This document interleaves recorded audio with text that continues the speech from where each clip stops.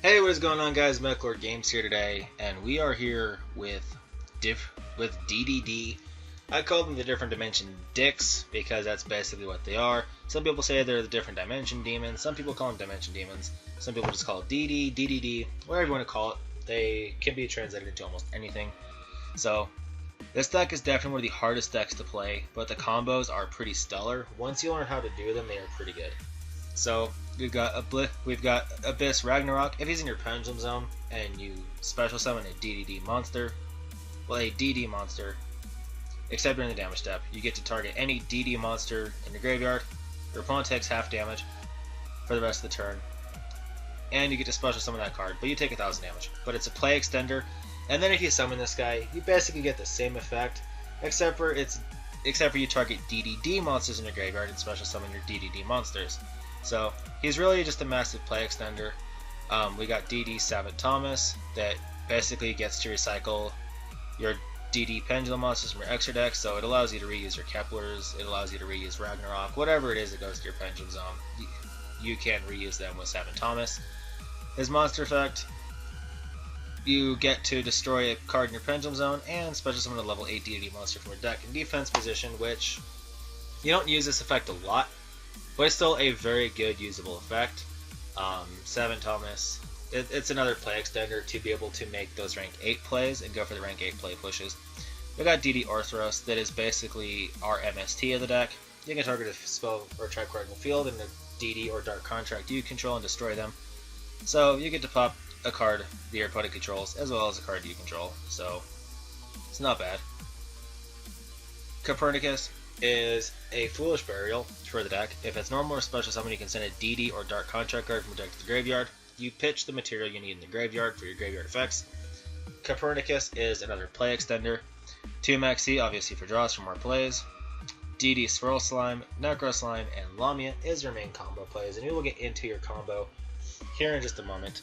And then we've got Savant Kepler, who is a Stratos for your contract cards. We've got 3 Allure because everything is dark, you want consistency. 1 for 1 to get into Kepler or Lamia, which will help extend plays. Raigeki to nuke boards.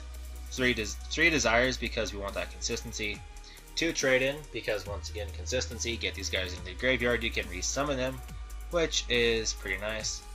1 Upstart Goblin, 1 Foolish, 3 Dark Contract with the Gate. This is your Stratos for any of your DD monsters, well, for basically any of your monsters in the deck. And then, of course, we have 2 Dark Contract and Swamp King. This is basically your polymerization for the deck, which is once again searchable from Savant Kepler. So for extra deck, we've got Oblivion King Caesar Ragnarok, we've got King Beowulf, King Dark, and the Flame King Genghis. We of course have Trishula, Crystal Wing Synchro Dragon, DDD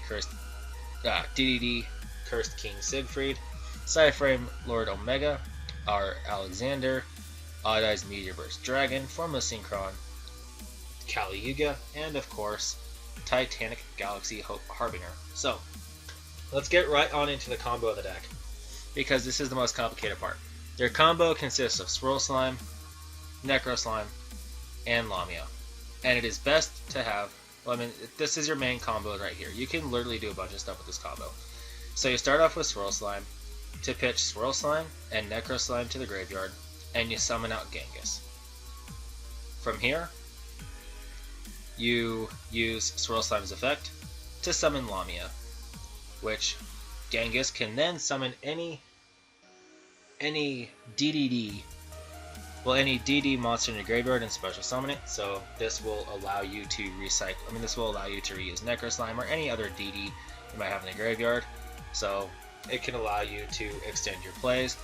But from here, you can make King Alexander, and then you use Necro Slime to, you make the Dust King Alexander, you use Necro Slime to synchro into King Dark, into Fuse into King Dark, which will then trigger Alexander, which will summon back Lamia.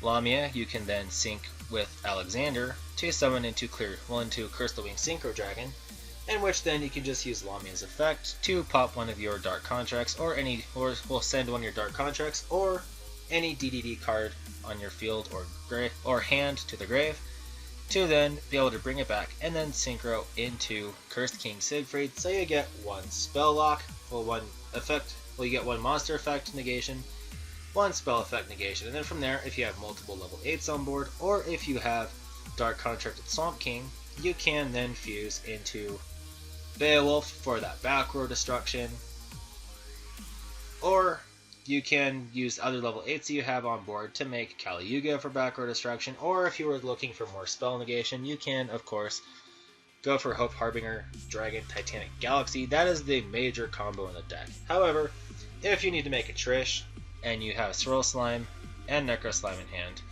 you can fuse these away into Genghis, summon back Lamia, Genghis get back Swirl Slime, and then synchro right into Trishula. Trishula does its amazingness and gets rid of shit. But that is generally the main lock with this deck. That is how you perform it. There are a lot of other combos you can do, and the combos are a lot more intense when you're actually playing the deck.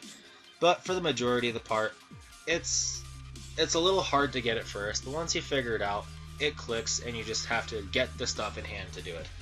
But there are two links to combos of the deck, which I will link so you can see them as well yourself, so you can see how the deck plays, how to use the combos, and understand the deck. This version is definitely a glass cannon version. It's all about that draw power, all about that consistency. If you get blown out, if you get stopped in your tracks and you get blown out, you lose. That's just how this deck is. That's DDD in a nutshell for you. Glass cannon decks. That's literally all I can explain about it. Glass cannon decks.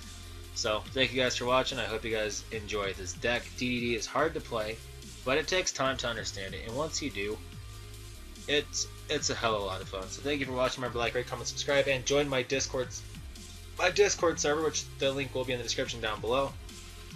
If it expired, leave a comment and notify me that it expired, and I'll get you a fresh link. So thank you guys for watching, and I'll see you guys in the next Yu-Gi-Oh video. Alright, so I'm going to show you the combo. It took me forever to actually get the combo out, so it took me a little while to actually get a good replay of the combo that shows the combo. So my opponent's going first. I'm just doing the dev bot to try to show you the combo, because in a serious duel, your combo is going to get interrupted a lot, and it would be really difficult to get the combo off in a duel. So we draw. Okay, we drew trade in. So what I decided to do is I decided to activate the gate and search out for King Ragnarok. So I'm going to go ahead and go into Genghis, and then I'm going to get Ragnarok. I'm going to use my slime to summon back her. Now note how I didn't use Ragnarok and I didn't use Genghis. Using their effects right there would interrupt the combo and slow you down. So now I go for Gust King Alexander, which will then get back Genghis, and then Genghis will trigger Alexander, allowing me to get back Lamia to once again synchro into Crystal Wing, and then we make Oracle King Dark, which will allow Genghis to get back Lamia again, which will allow us to get into our Cursed King Siegfried, and then we get Lamia back to the board yet again with her own effect, and then we synchro for Odd Eyes Meteor Burst Dragon, who will then allow us to get him to the board, and then he gets us back Dark, and then we basically can just do a lot of damage. So right here, just a few cards allowed this big board to come to the field. This deck is fucking stupidly nuts. Stupidly nuts. Like, this deck can just do crazy shenanigans. But because of Ragnarok, they only take half damage. But this combo, absolutely ridiculous. This is like the better version of the combo that you can do. And then I just decided to make Kali Yuga, blow the board, make that, and then just... It wasn't necessary for me to do that, but I didn't know like what that set was at the time, so... That clip right there is just to show you the combo. It's really, really strong, and oftentimes really hard to pull this out. But once you figure it out, you're golden. It's enjoyable. You just have to pay attention to the timing of what you're going to try to do, what is going to go on. This is the combo you want to try to get off almost every time. If you can get it, it's amazing. I could have traded in the Ragnarok and probably drew something good, but I didn't want to chance it because then my combo would have been thrown off and I wouldn't have gotten this board at all. So that is DDD.